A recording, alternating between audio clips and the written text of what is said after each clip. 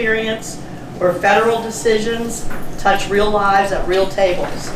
We appreciate Representative Deluzio's willingness to be here, to listen, and to engage directly with the people that he represents. Please join me in welcoming Congressman Chris Deluzio.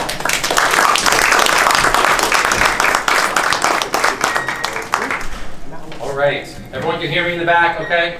I can yell, just tell me if you can't hear me.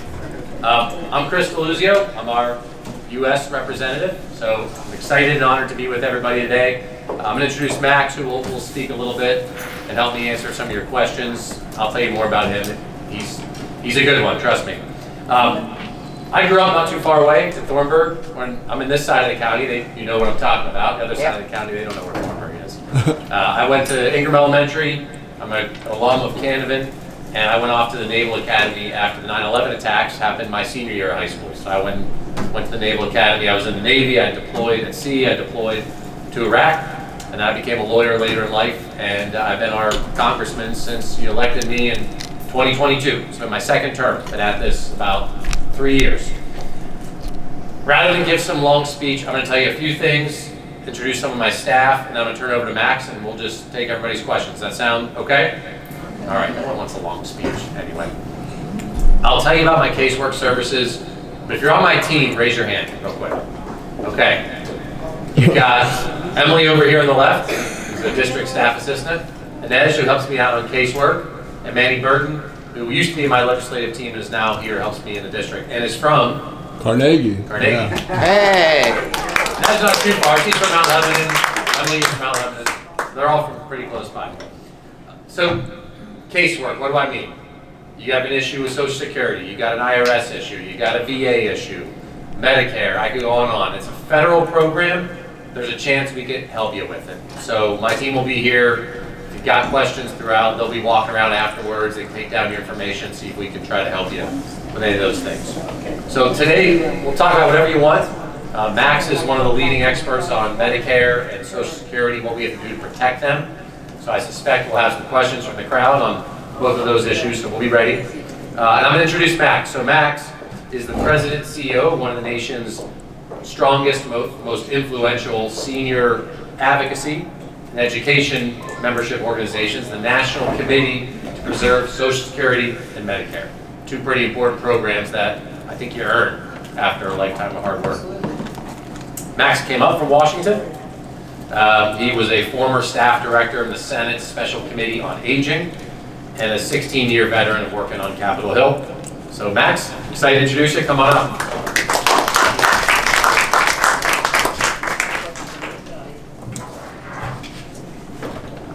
Morning.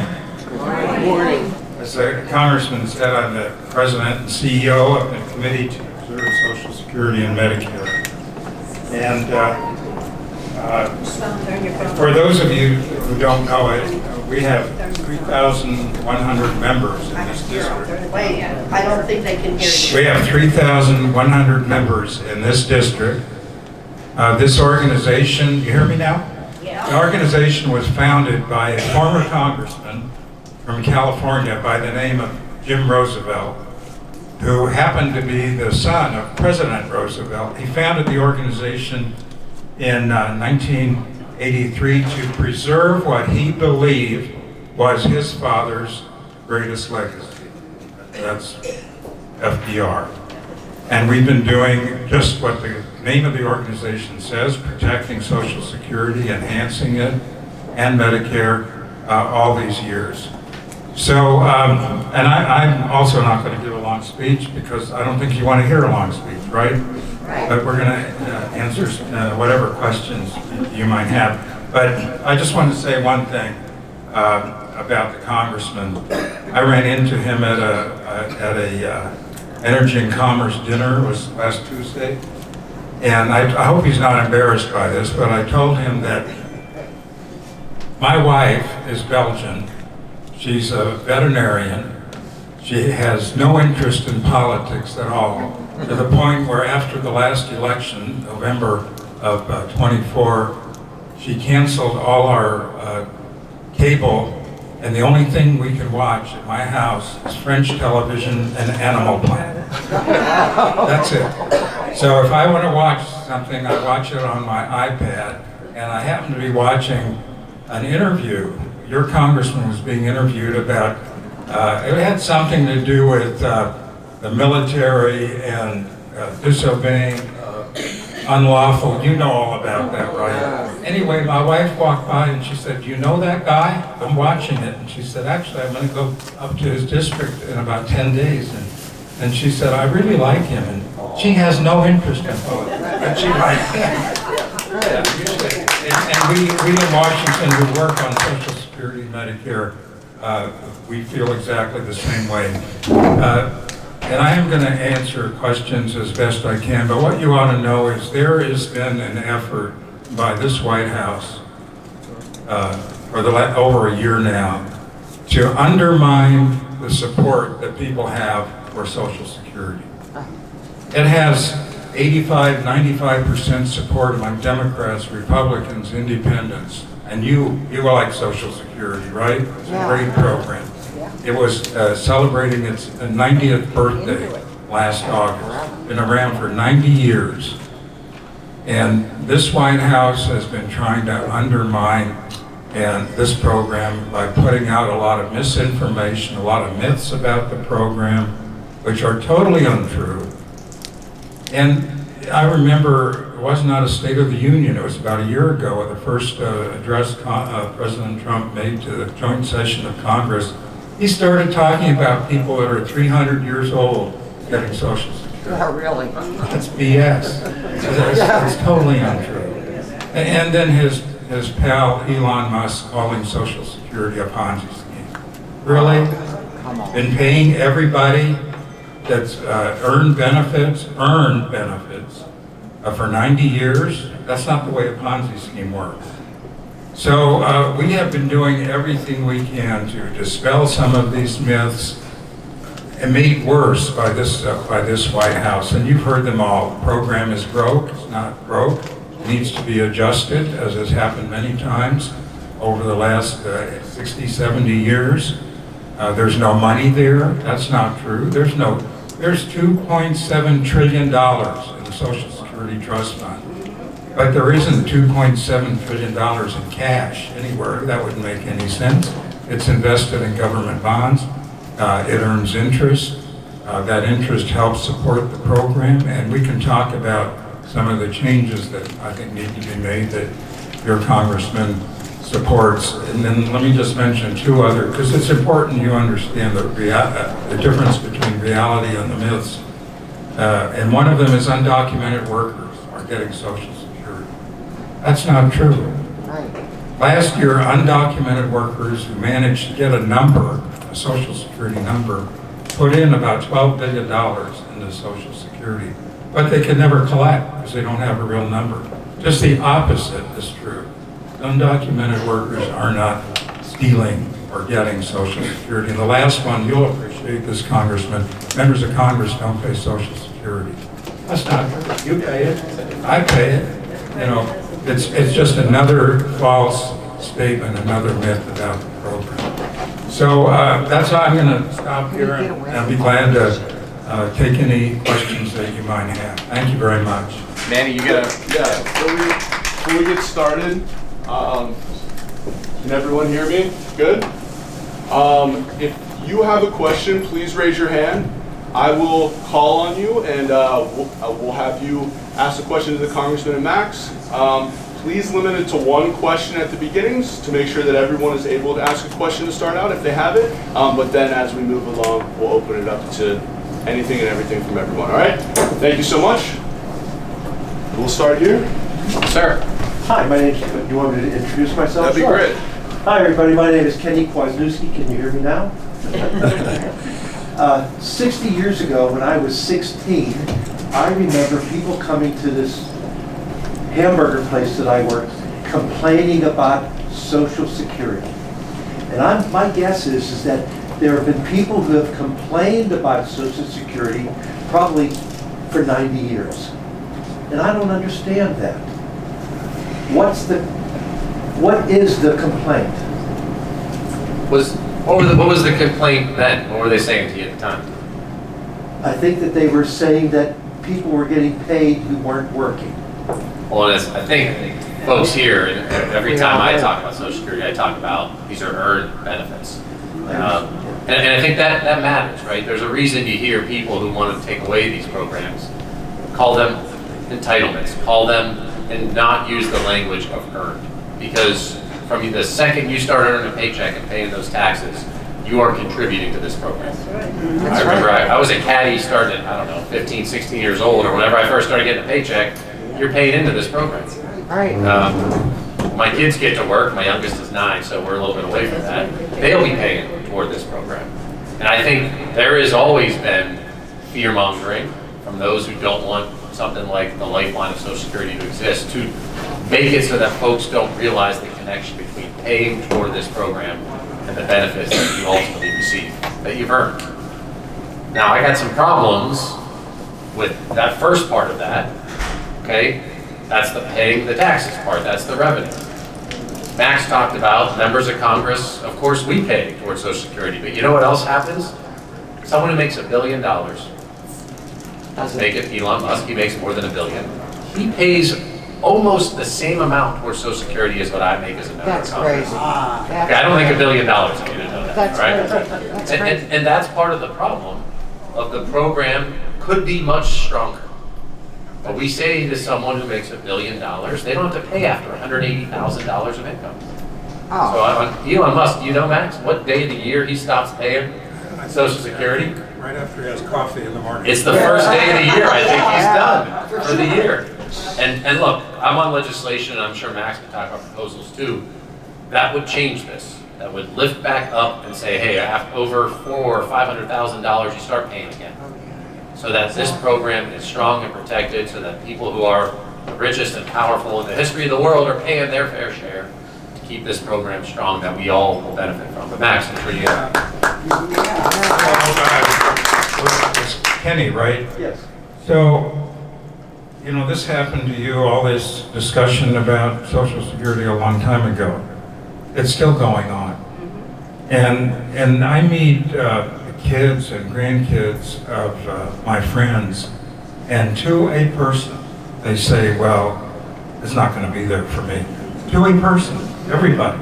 And the reason is that there's been, just as I was talking about, so much misinformation about the program, the way it works, the way it can be fixed. And I'll mention, follow up a little bit on what the Congressman said. But the program, here's a good way that I think will explain it to people that say this isn't real money, the money was wasted, the government stole the money. You've heard all of that. So during COVID, when we had a lot of unemployment, I think it was close to 20%, less money came into the program for a couple of years than was needed to pay out full benefits. But everybody got their benefits. Why? Because there is a trust fund.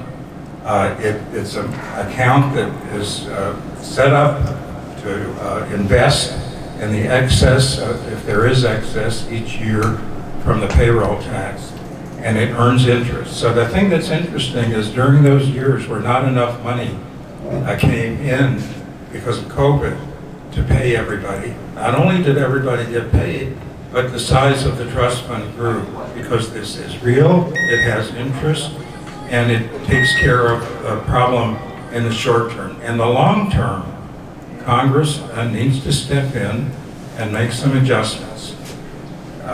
Elon Musk is not the only one that stops paying payroll tax on New Year's Day or shortly thereafter. And the legislation that your congressman supported in the last Congress, and I think Congressman Larson and Leader Hakeem Jeffries are going to introduce a new version in the next couple of weeks. That will keep the payroll tax at what it is. It changes a little bit every year. It's about $184,000 this year. But it'll start collecting again at $400,000. Maybe a little bit different in the new bill. But that will bring in enough revenue to make sure the program is solvent for many, many years. And that has to happen. That's the answer to long-term financial solvency of Social Security. The answer is not cutting benefits. The answer is not cutting benefits or cutting the cost of living adjustment. You know what COLA is, right? Yep. Cost of living adjustment. It's important. It's supposed to keep the benefit up with inflation.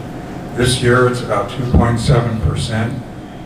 I've heard that because inflation has come down a little bit, it may be 1.2% COLA next year, 2027. That's not enough. Your congressman supports changing the formula so that the COLA actually is based on the increase in inflation for seniors. That's the whole point of a COLA. And you may have other questions about that as well. Manny, you got it. Yep. Right over here. Could you say your name, please? My name is Renee Hill. You know anything about rural retirement? About Rural retirement, railroad retirement. Everybody hear that? Yeah, I can hear that. as opposed to Social Security. Did you work on the railroad? Yes.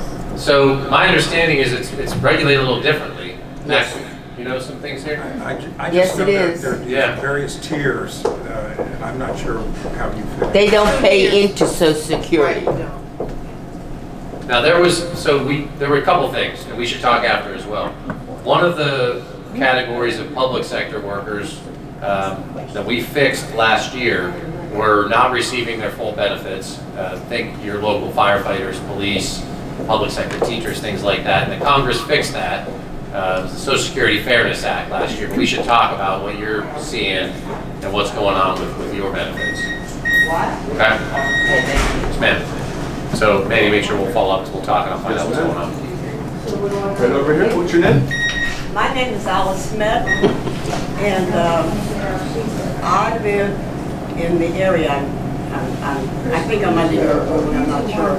But I want to know, do you have someone checking? I had a neighbor, his boss had not been taking the money out of his paycheck to pay his Social Security, and when he retired, he couldn't get that. There wasn't then his earnings history, that's what happened? So then, like, when he went to go apply later on towards retirement, it wasn't showing that Right. those share of Right. his pay wasn't in there? Do Let's have- talk. Do you have somebody to oversee that? Well, it's some kind of casework that maybe we can help with, if that's happening to people in the moment. If there's something that's happened in the past, I don't know, but we can see what we can do to dig in. Because as everyone here knows, who's looked at their statement with Social Security, it shows your whole lifetime's work and earnings, what you've paid in, the employer share, and all the rest. Max, you want to add anything? Yeah, I hope you can help this constituent. It's hard to get information from Social Security right now because this administration, they reduced the staff by about 12%. They've cut the funding for administering the Social Security program. And what bothers us, people that work in this area, is the money that is spent to run Social Security. That comes from the payroll tax. So when you pay you're working and you're paying your FICA tax, that money is designed to provide benefits, but it's also designed to run the program efficiently. And I did a town hall meeting with one of your colleagues in Massachusetts a few months ago at 10 a.m. in front of the Social Security office in the parking lot. And the building was full. There were about 50 people waiting to get inside. So it's hard to get answers, but if anyone can, it would be your congressman. Yeah. Look, and those are both examples of maybe some casework that we can help out with. Well, my team will talk, and I'll come talk to you, get the details. But your friends, your neighbors, your relatives, you have those kinds of questions. Call us, even if it's not here. Those are the kinds of casework services that we can dig into. If there's something that can be done, we can try to help. So thank you. So Ms. Smith, we'll follow up with you as well. Any other questions? Are you going to talk about Medicare today? Absolutely. What's on your mind? I want to know if there are changes in the future. All right, so I'll talk on the good part, the good changes that are coming. And Max, you may have something to say too. So I was elected in 2022. A little bit before I was elected, the Congress passed the Inflation Reduction Act. Joe Biden was the president at the time, he signed it. the positive changes there, and many of you may know this, right? It had things like capping your out-of-pocket costs and co-pays for Medicare. It gave the government, finally, the power to negotiate with the drug companies. And each year there's been a list of different drugs that are slated for negotiation. And I've got the list, if you've got questions on those, it's 10 or so drugs each year that have been introduced. The Biden administration had the first year, the Trump administration put out the list. So what that means is our government can use its bargaining power with these powerful pharmaceutical companies to hopefully drive down the costs.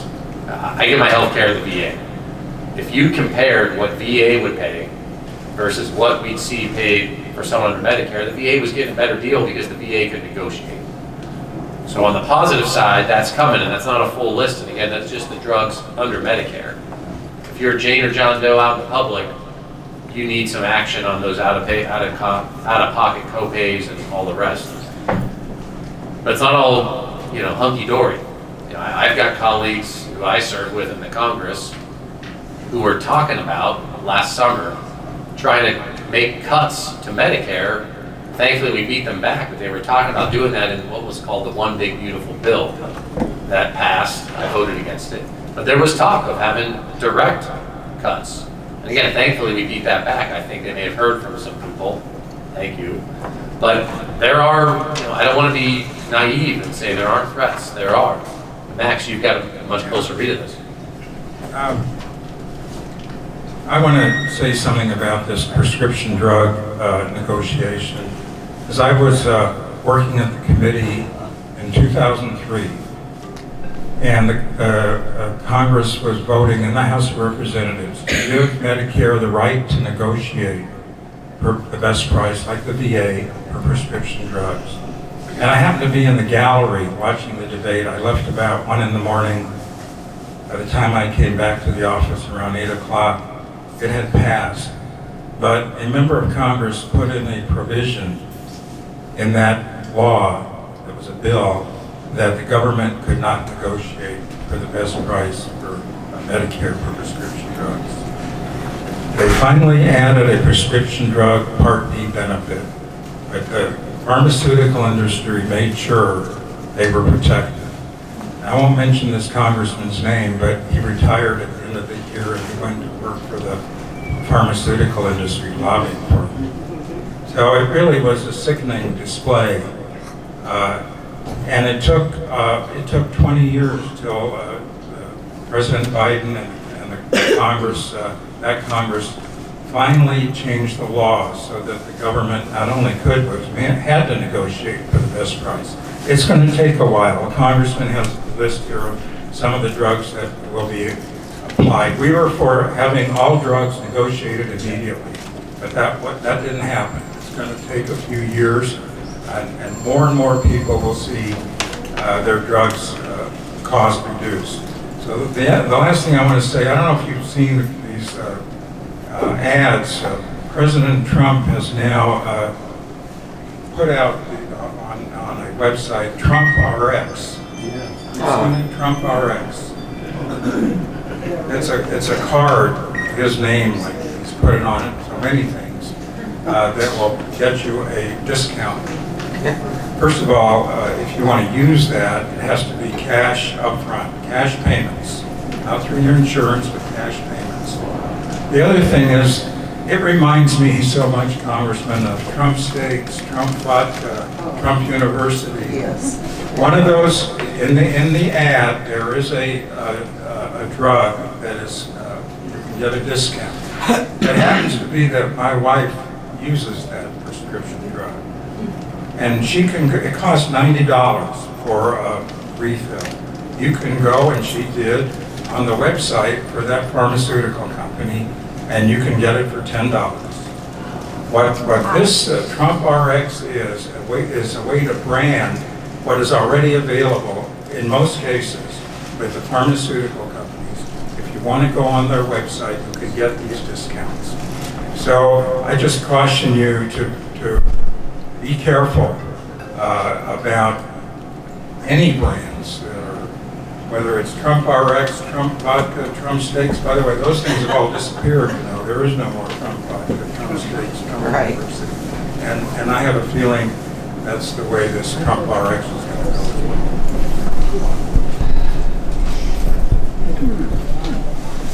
All right, I want to say maybe some more questions. If not, I'm going to say one thing about pharmacies that I suspect you've noticed. Anyone notice a pharmacy or pharmacies closing around here? Yes. They're closing all over the country. They're closing all over Pennsylvania. I had the numbers for the state. In 2024, 80 pharmacies in Pennsylvania closed. I don't think it's gotten any better. Then what are we gonna do? And that's the exact question. So I had, last year or so, my colleagues and I started a Monopoly Busters caucus. You might be wondering, well, what's that have to do with these pharmacies? Who I brought down with me to help launch it were a father-son duo who owns a pharmacy in Aspinwall called Town Drums. And what we talked about and what they talked about was these powerful companies. They're called Pharmacy Benefit Managers, PBMs. Anybody heard of these? PBMs. They are essentially middlemen. And the big corporations who own them, wouldn't you know it, they almost always also own an insurance company. They own a mail pharmacy. They might own retail pharmacies, chains, and they own these pharmacy benefit managers. And they steer patients to their own businesses to jack up the costs.